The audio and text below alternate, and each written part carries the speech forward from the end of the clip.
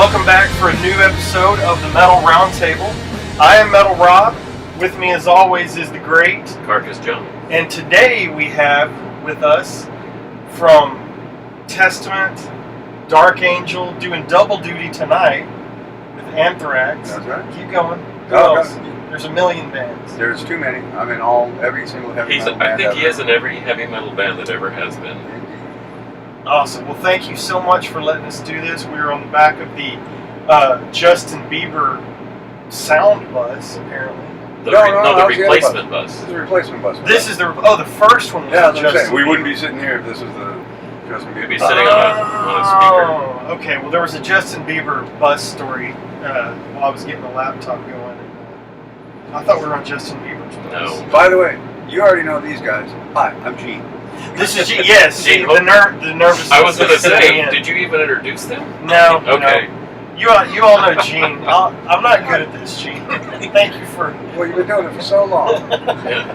That's right. This is going to be number 16 or something. Number 16, that's a lot less years than you've been playing, so. Yes. With every Yes. metal band that ever was.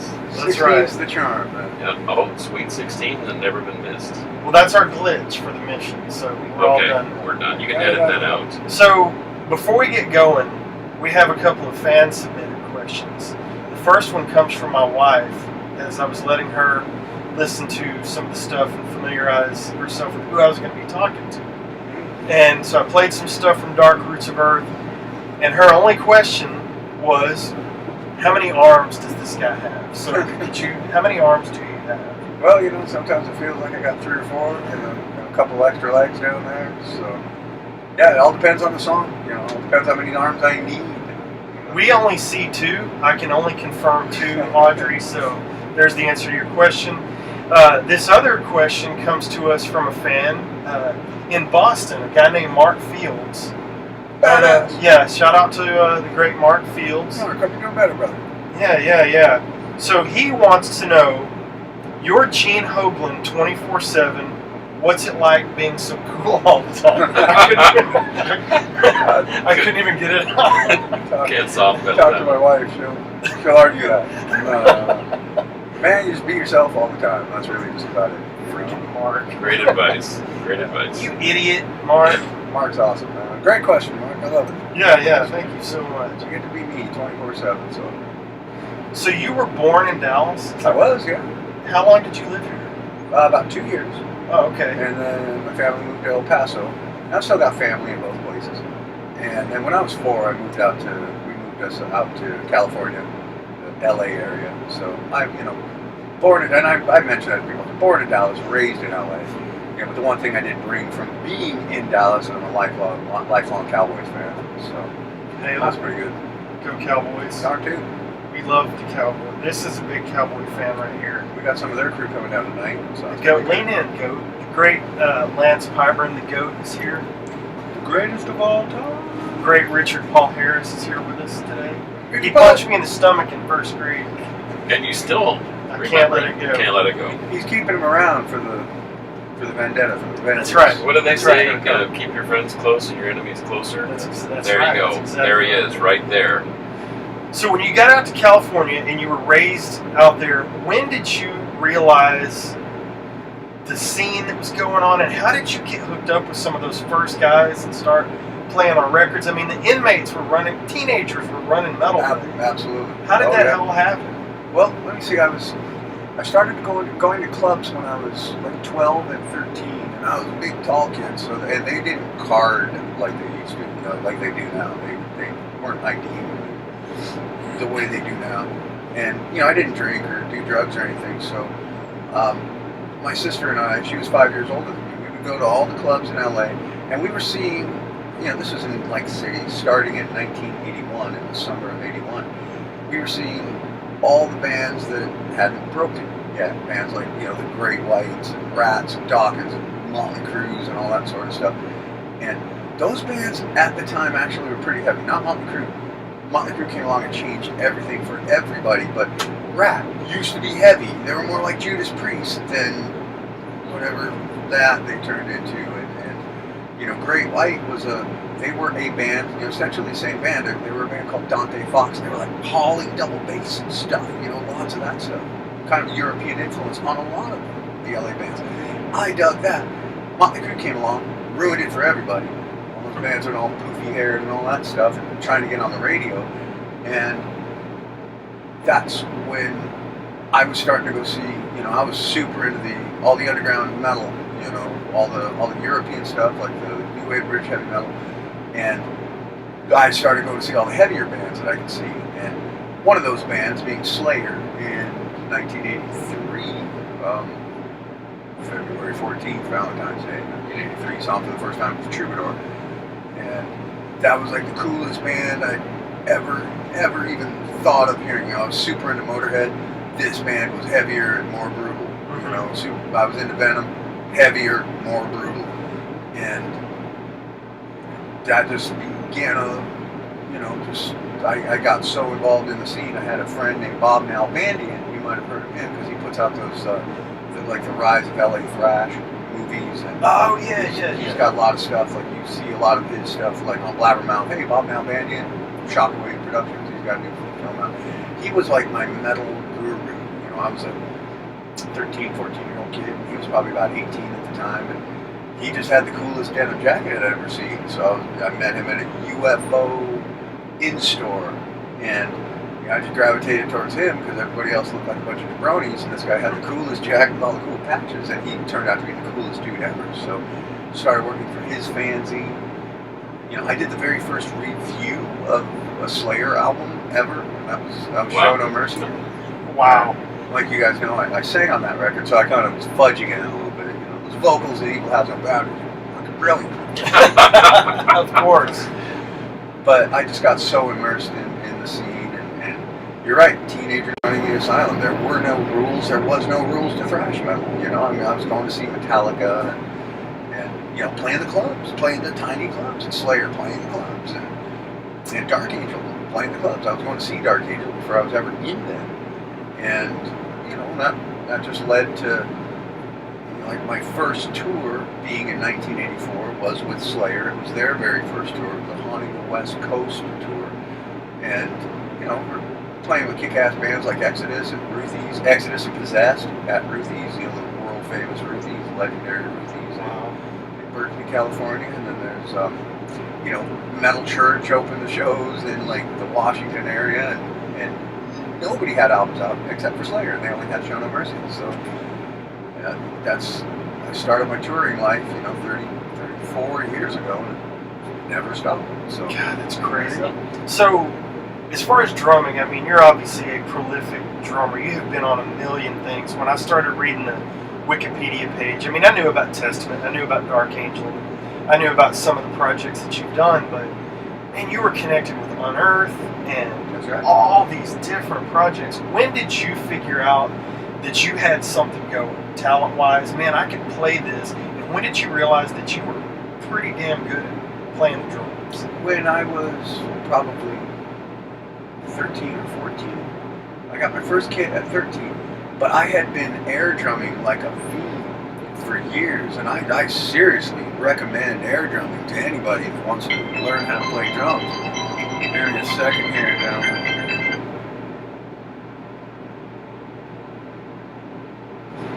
He's Gene. He can take all the calls he wants. Production You guys value. don't worry about this. This is production value. Yeah. It's all good. Actually taking care of business, making sure I called the company that I was supposed to call. Why don't you just go ahead and give everybody your number? Yeah, my number is 555 fuck off. Here we go. Took care of that. That's good. But yeah, when I was 13, I realized I was getting pretty decent at it. So, when I was 15, by the time I was 13, I knew what I wanted to do.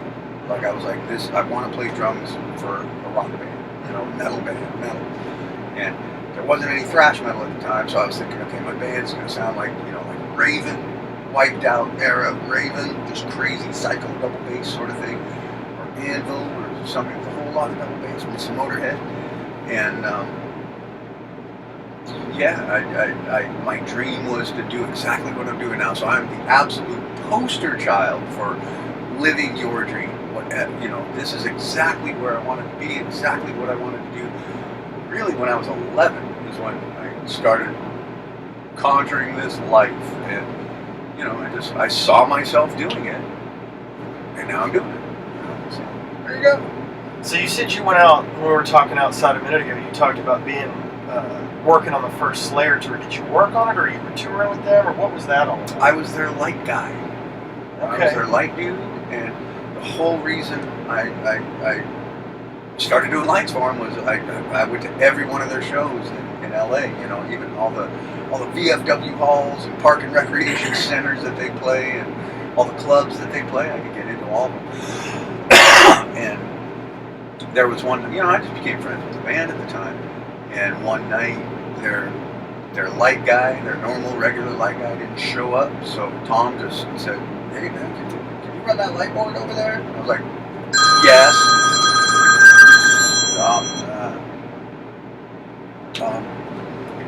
And I was like, "Yeah."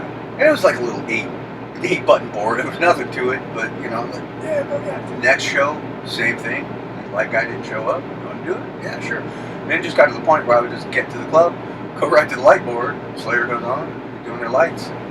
I felt so important. Like, there's 8 par cans, nothing lights up there, but I'm like, I'm the 5th member.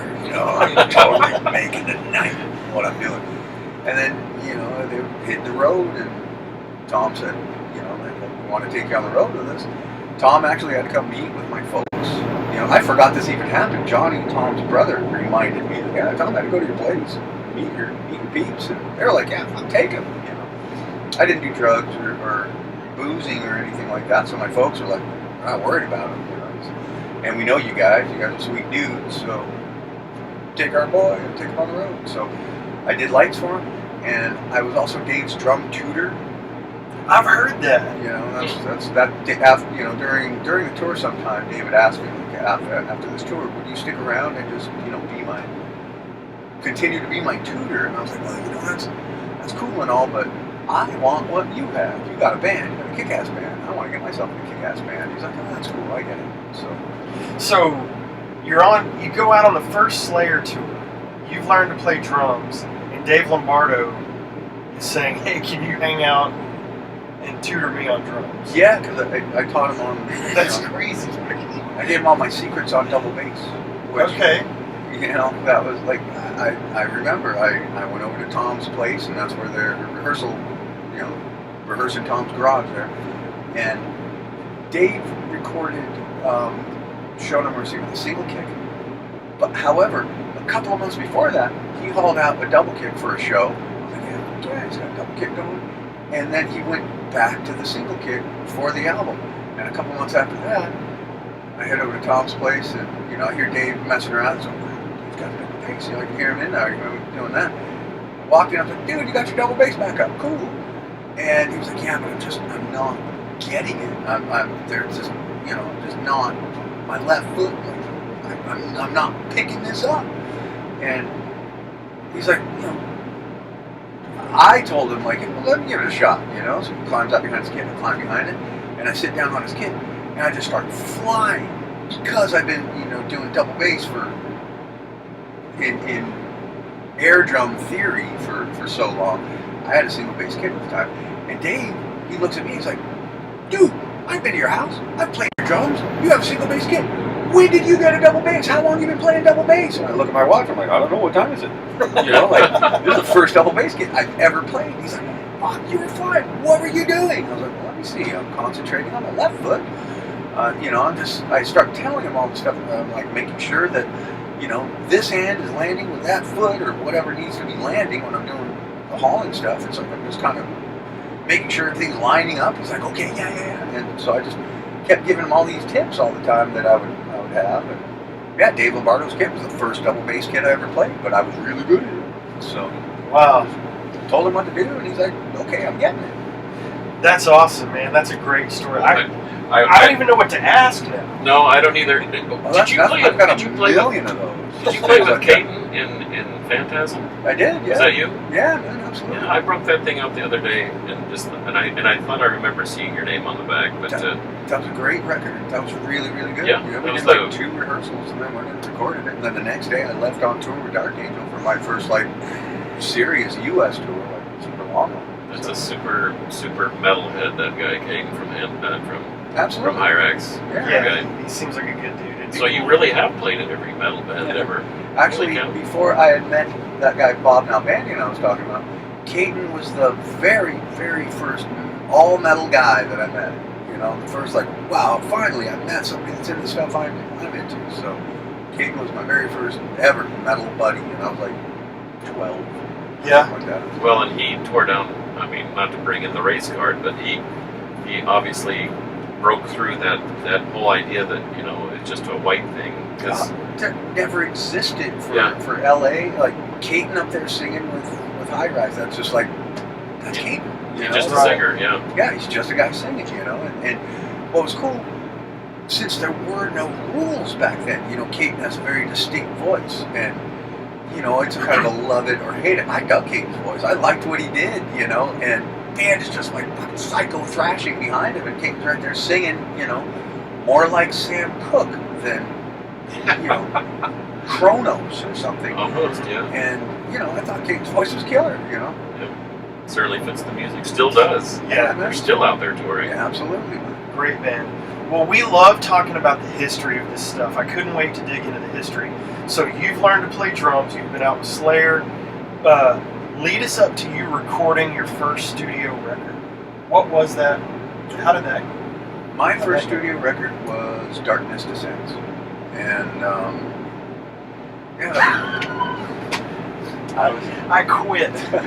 Why did I ever try to do anything in music? Go ahead. Sorry. Yeah, I was 18, and we started recording the drums on April 14th, 1986. And the only reason I remember that day was that was the day that we were about to bomb Libya.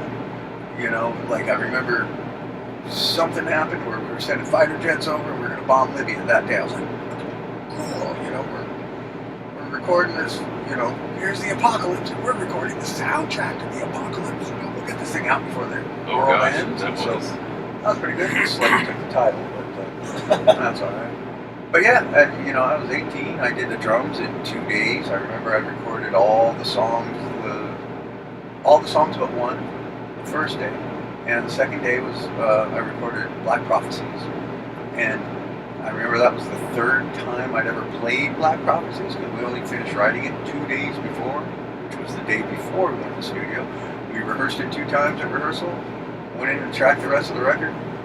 The next day after that, tracked Black Prophecies.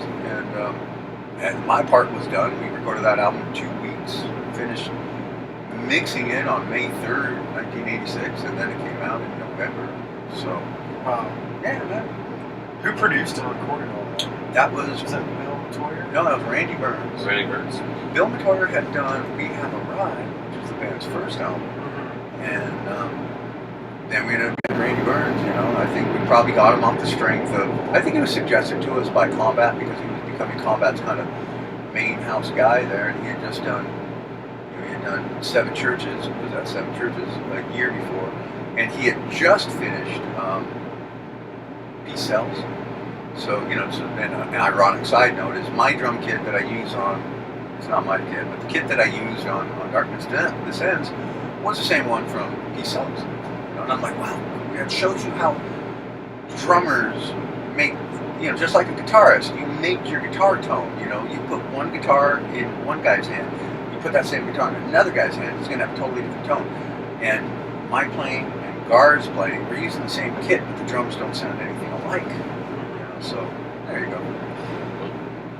The trivia that we're getting out of this. Man, this is like pretty I said, amazing. I got a Fantastic. million years of it. Man, what questions have you got? Well, no, I was just going to say, I mean, that Phantasm thing with Caden wasn't that Ron McGovney too? Was the original bass That's right, player yeah. from Metallica, which That's not right. a whole lot of people know that. Yeah, man. But yeah, what a great record, and what a kind of a lost treasure that came out. Didn't Caden put that out? Deep Six Records, I don't know, 8 or 10 years ago? I would imagine it was probably a little longer than that, but I'm glad it finally made it out to on CD. You know? I dig that Phantasm. Yeah, it's really ripping. well. Yeah. It's a throwback to the savage approach to thrash. Yeah, man. And see, I mean, I got my start in metal through the punk side, Sure. and so that's what I loved about the thrash scene is it was more relentless, so to speak, than just say heavy metal. Yeah, man. So. Well, I'm similar, you know, like I loved all the 77 era punk, you know, and then getting into bands like severe underground bands like Neos from Canada, don't know if you heard of them, Rudimentary P9 from England, and Fear, of course, you know, just absolute legends. I mean, that was like metal, but punk at the time to me, so anything that was just heavy and relentless and like great guitar sound. Battalion of Saints, their Fighting Boys EP, all classic, like metal, metallic punk. So, not pretty good. That's killer. So, we are all record collectors and music collectors. We've got big record and CD collections. Do you keep stuff like that? Mm-hmm. Is that you don't have much of anything like that? I don't have much of a collection of myself. I don't have many of my own records. Really?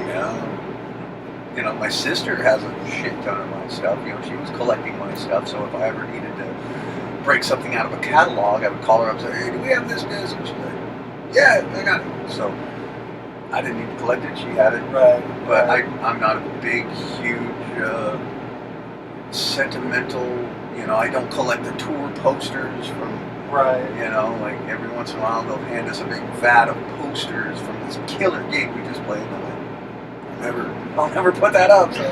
I'll send you my address. Yeah, we can distribute that out for you.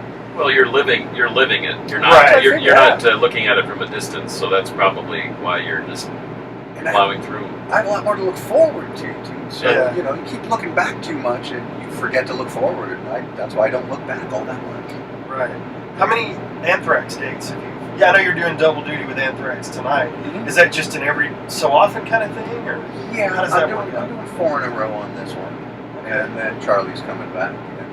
You know, Charlie has his reasons why he does what he does, and I'm here and I'm happy to do it. And, you know, it makes for a really, you know, fun day for me. You know, like I'll tell him, Charlie, stay at home, man. I'll finish it for you. I'll do all the shows. Man, just stay at home. I got you, bro. So, you know, I like doing it. And you know, a few years ago when it first happened, we were doing, it was 70 minutes with Testament, and then I was doing the headlining set right after 90 minutes with Anthrax. And I was stoked on that. 2 hours and 40 minutes, and I bring that on. I love that. I like playing, and it's all a good cardio, you know, good cardio workout. So I can have these guys rough up the dude from Napalm if you want to play for them. I mean, I can't do it. Danny's a pretty nice guy, but you know, I can put him in a headlock or something. Yeah, it won't take long. Take a good 7-second headlock. And I'll be triple dutying tonight. We're stoked to see Napalm. We've not had a chance to see those guys, so this will be a lot of fun. Yeah, man. And on the rest of the Slayer tour, I mean, nobody knows this. We haven't made any announcement or anything, but I mentioned to you guys earlier, I've been directing the video screens for Slayer for the last month or so. So just, you know, that's really fun. You know, when I got the triple duty day, and I'm in the day all day long. I'm running from like 10:30 a.m. to, you know, 11:30 at night sometimes. So that's pretty good. I like doing that. I like staying busy. Yeah, that's cool. Well, man, have you got anything else before we wrap it up? I think that it speaks for himself, and I don't need to add anything to that. Yeah. Well, Gene, thank you so much for meeting with us. Thank you so much for letting us come and hang out in your personal space. We appreciate it very much. Mark Fields, you're an idiot. But we still love you. We still love you. Not an actual idiot, but that's our greeting to one another. Thanks for the GOAT for hanging out. The great RPH2 for being a part of this. As always, signing off until next time. Metal will prevail.